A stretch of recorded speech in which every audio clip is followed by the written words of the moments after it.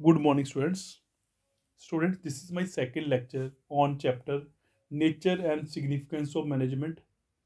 Students, today I am going to discuss with you an important topic that is very important from your examination point of view and for all those students who are preparing for CUET exam. So, students, today's topic is objectives of management. Management के क्या objectives होते हैं? जो बच्चे board की preparation कर रहे हैं उनके लिए भी टॉपिक इंपॉर्टेंट है, और जो बच्चे CUET की प्रिपरेशन कर रहे हैं ये टॉपिक उनके लिए भी इंपॉर्टेंट है। तो सबसे पहले ऑब्जेक्टिव्स का मीनिंग पता होना चाहिए हमें। ऑब्जेक्टिव्स होते हैं बेटा गोल्स। ऑब्जेक्टिव हो गए गोल्स। सो सबसे पहले हम ऑब्जेक्टिव्स का मीनिंग समझते हैं कि ऑब्जेक्टिव का मीनिंग क्या होता है। देखिए स्टूडेंट्स, ऑब्जेक्टिव का meaning, objectives are the ends towards which the activities of an organization are directed। Objectives वो एंड्स हो गए, एंड्स को बोलते हैं गोल्स। वो गोल या वो एम, ठीक है, जिसको लेकर ऑर्गेनाइजेशन अपनी एक्टिविटीज कर रही है। तो objectives are the ends towards which the activities of the organisation are directed. मतलब ऑब्जेक्टिव्स वो एंड्स हो गए, वो गोल्स हो गए जिसके पीछे ऑर्गेनाइजेशन अपनी एक्टिविटीज को चला रही है कि हम उन गोल्स तक पहुंचे, तो उनको हम ऑब्जेक्टिव्स बोलते हैं। And the standards against which the performance is assessed, या ये वो स्टैंडर्ड्स हैं जिसमें हम ऑर्गेनाइजेशन की परफॉर्मेंस को एसेस कर पा रहे हैं। तो ऑब्जेक्टिव्स क्या हो गए सर? ऑब्जेक्टिव्स हो गए गोल जिसके पीछे हम ऑर्गेनाइजेशन की एक्टिविटीज़ कर रहे हैं, या ये वो स्टैंडर्ड्स हैं जिससे हम ऑर्गेनाइजेशन की परफॉर्मेंस को एसेस कर पा रहे हैं। तो उनका उसका मीनिंग हो गया हमारा ऑब्जेक्टिव। ऑब्जेक्टिव्स ये होते हैं। अब क्वेश्चन ये होता है कि सर ऑब्जेक्टिव्स कितनी तरह के होती हैं, मैनेजमेंट के ऑब्जेक्टिव्स कितनी तरह के होती हैं। अब देखिए स्टूडेंट्स, मैनेजमेंट के ऑब्जेक्टिव्स कितनी तरह के होते हैं, या हम कहते हैं ऑब्जेक्टिव्स ऑफ मैनेजमेंट। तो देखिए बेटा, एक ऑर्गेनाइजेशनल ऑब्जेक्टिव होता है,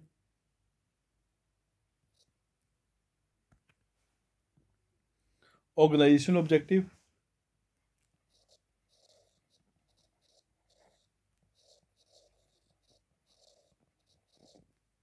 second one is social objective,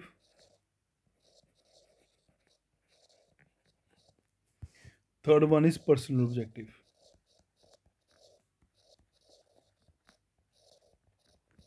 तो मैनेजमेंट के तीन ऑब्जेक्टिव्स होते हैं। First one sir that is organisational objectives, second one that is social objectives, third one that is personal objectives. अब क्वेश्चन रेज होता है कि ऑर्गेनाइजेशनल ऑब्जेक्टिव क्या होते हैं, सोशल ऑब्जेक्टिव क्या होते हैं, पर्सनल ऑब्जेक्टिव क्या होते हैं। तो ऑर्गेनाइजेशन हो गया, ऑर्गेनाइजेशनल ऑब्जेक्टिव हो गया ऑर्गेनाइजेशन के अपने ऑब्जेक्टिव्स, या मैं कह सकता हूँ सेल्फ ऑब्जेक्टिव ऑफ मैनेजमेंट। ठीक है, सेल्फ ऑब्जेक्टिव, इसको मैं सेल्फ ऑब्जेक्टिव लिख लेता हूँ, इजी से लर्न हो जाएगा, आपको यह याद रह जाएगा। ऑर्गेनाइजेशन के अपने ऑब्जेक्टिव्स क्या होगी, या हम कह सकते हैं ऑर्गेनाइजेशन क्या ये ऑब्जेक्टिव जो होते हैं ये ऑर्गेनाइजेशन की प्रॉस्पेरिटी और ग्रोथ के लिए ये ऑब्जेक्टिव्स पूरे करने पड़ते हैं। तो ऑर्गेनाइजेशन की प्रॉस्पेरिटी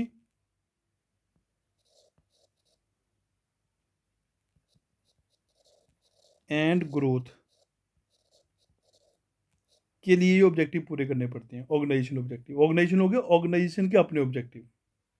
तो सिंपल तरीके से ऑर्गेनाइजेशन ऑब्जेक्टिव को हम बोल सकते हैं ऑर्गेनाइजेशन के अपने ऑब्जेक्टिव्स क्या होते हैं। तो अब ऑर्गेनाइजेशन ऑब्जेक्टिव्स में कौन कौन से ऑब्जेक्टिव्स आ जाते हैं। देखिए बेटा, ऑर्गेनाइजेशन ऑब्जेक्टिव्स में मैनेजमेंट के तीन ऑब्जेक्टिव आ जाते हैं, एक सर्वाइवल, एक प्रॉफिट, एक ग्रोथ। सर्वाइवल मतलब लॉन्ग पीरियड के लिए फर्म सर्वाइव कर सके, लॉन्ग पीरियड के लिए फर्म सर्वाइव कर सके। ये तभी पॉसिबल होगा जब फर्म अपनी कॉस्ट कवर कर पाएगी। तो देखिए क्या लिखा हुआ है यहाँ पे, the basic purpose of every organisation is to survive.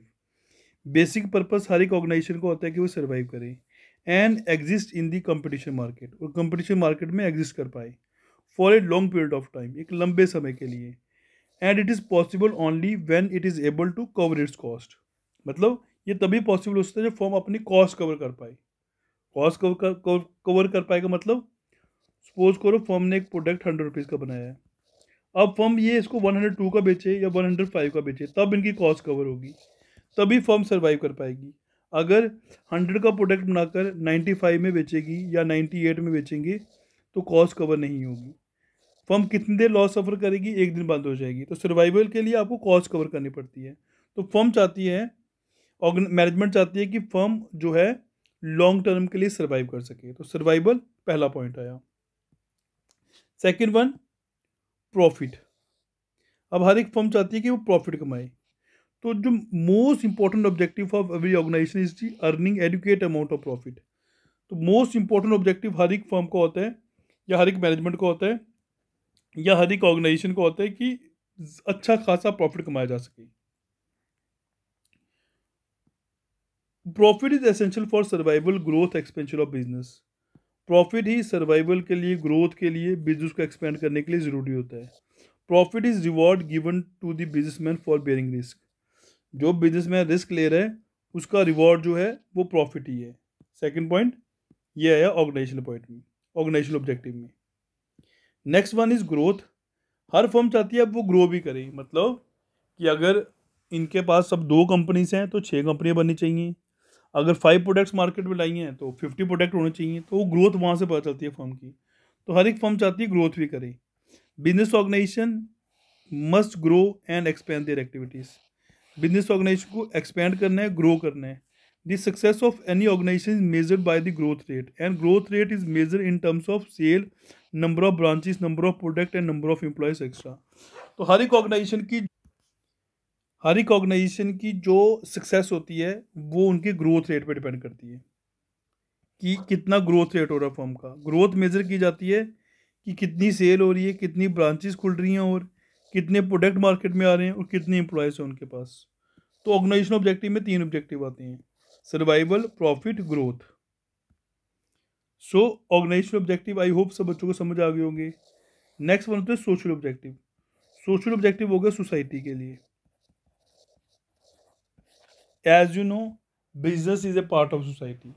Business society का पार्ट है, और बिजनेस जो है वो सोसाइटी के बिना नहीं रह सकता। क्यों? क्योंकि बिजनेस जो है जो भी रिसोर्सेज कमा रहा है, अर्न कर रहा है, वो सोसाइटी से अर्न कर रहा है। इसलिए बिजनेस को सोसाइटी के लिए भी कुछ करना चाहिए। तो सोसाइटी के लिए मैनेजमेंट के क्या ऑब्जेक्टिव्स होते हैं वो देखते हैं अब। देखिए बेटा, सोसाइटी के लिए क्या क्या ऑब्जेक्टिव्स होते हैं। Social objective, supply of quality product at reasonable price. अच्छी क्वालिटी के प्रोडक्ट रीजनेबल प्राइस में प्रोवाइड करवाए। Contribution towards the desirable civic activities. कोई डिज़ायरेबल सिविक एक्टिविटीज़ हैं उसके लिए कंट्रीब्यूशन करें बिजनेसमैन। इकोनॉमिक वेल्थ जनरेट करे बिजनेसमैन। एम्प्लॉयमेंट अपॉर्चुनिटीज़ जनरेट करे बिजनेसमैन। फाइनेंशियल सपोर्ट दे कम्युनिटी को businessman. Organising educational, health and vocational training programmes. कोई एजुकेशनल, कोई हेल्थ, कोई वोकेशनल ट्रेनिंग प्रोग्राम्स अगर ऑर्गेनाइज करने हो वो करें, ये सोशल ऑब्जेक्टिव में आता है। Participating actively in the social service projects of the government and NGOs. Government के कोई प्रोजेक्ट्स हैं सोशल सर्विसेज को लेकर, कोई एनजीओस को लेकर, तो उसमें पार्टिसिपेट करें।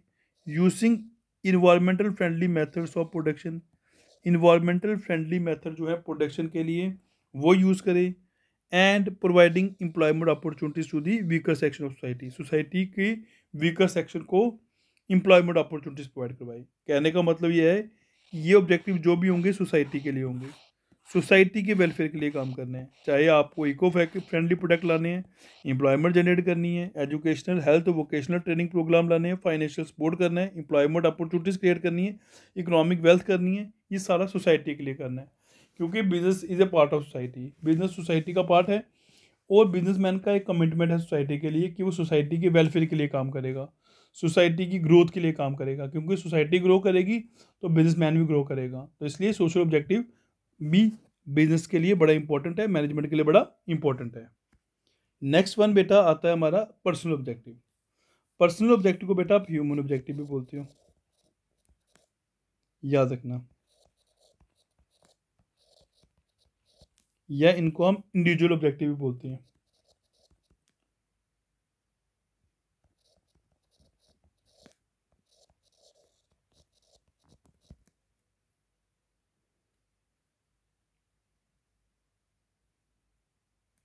तो इनको 3 नाम से बोले जाते हैं, ह्यूमन ऑब्जेक्टिव, इंडिविजुअल ऑब्जेक्टिव या पर्सनल ऑब्जेक्टिव।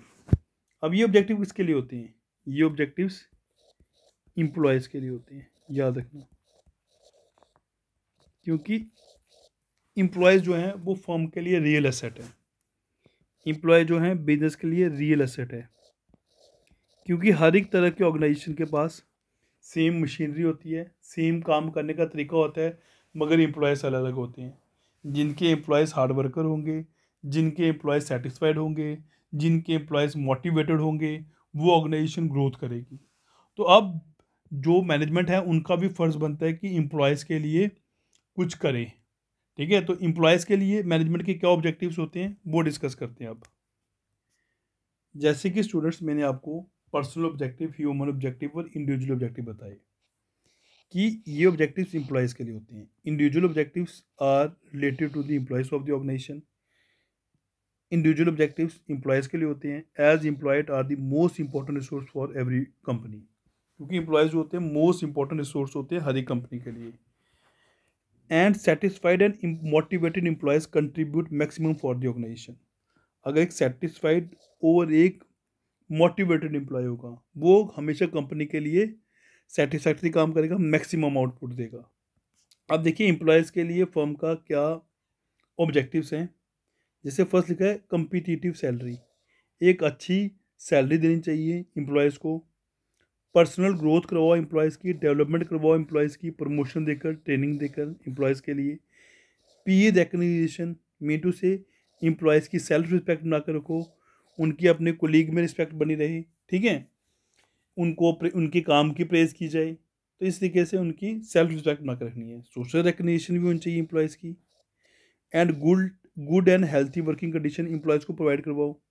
ये जो आते हैं ये एम्प्लॉयज़ के लिए आते हैं, क्योंकि एम्प्लॉयज़ जो होते हैं रियल एसेट्स होते हैं ऑर्गेनाइजेशन के लिए। Worker may lose interest in work if their objective are neglected. Employees अपने काम में इंटरेस्ट लूज करना शुरू कर देंगे जब उनके ऑब्जेक्टिव्स को निगलेक्ट किया जाएगा, क्योंकि एम्प्लॉयज़ को ये ऑब्जेक्टिव्स चाहिए होते हैं। इसके अलावा हम और भी ऐड कर सकते हैं कि उनको बच्चों को फ्री एजुकेशन दे दो, उनकी कोई हेल्थ इंश्योरेंस करवा दो, उनकी कोई लाइफ इंश्योरेंस करवा दो, उनको कोई एक्स्ट्रा बोनस दे दो। तो सारा किस लिए आता है कि एम्प्लॉय को मोटिवेट करने के लिए। ठीक है, तो ये भी हम ऐड कर सकते हैं किसमें, पर्सनल ऑब्जेक्टिव, ह्यूमन ऑब्जेक्टिव में। तो management must try to integrate the personal objectives with the organisational objective. तो मैनेजमेंट को ट्राई करना चाहिए इंटीग्रेट करे पर्सनल ऑब्जेक्टिव को ऑर्गेनाइजेशनल ऑब्जेक्टिव्स के साथ। सो स्टूडेंट्स, हमने मैनेजमेंट के ऑब्जेक्टिव्स पढ़े। ऑब्जेक्टिव्स में हमने देखा कि 3 तरह के ऑब्जेक्टिव्स जो होते हैं मैनेजमेंट को पूरे करने होते हैं। तो एक बार शॉर्ट फॉर्म में फिर देख लेते हैं कि कौन कौन से ऑब्जेक्टिव्स थे। एक ऑर्गेनाइजेशन ऑब्जेक्टिव थे, एक सोशल ऑब्जेक्टिव थे, एक पर्सनल ऑब्जेक्टिव थे। ऑर्गेनाइजेशन ऑब्जेक्टिव ऑर्गेनाइजेशन का अपना ऑब्जेक्टिव, सोशल ऑब्जेक्टिव सोसाइटी के लिए, पर्सनल ऑब्जेक्टिव एम्प्लॉयज़ के लिए। ऑर्गेनाइजेशन का अपना ऑब्जेक्टिव क्या होगा, सर्वाइवल, ग्रोथ, प्रॉफिट। सोसाइटी के लिए क्वालिटी गुड्स या क्वालिटी प्रोडक्ट रीजनेबल प्राइस पे, employment opportunities, economic wealth generate करें, educational, vocational, health training programmes launch करें, eco friendly method of production जो है वो उससे प्रोडक्ट प्रोड्यूस करें।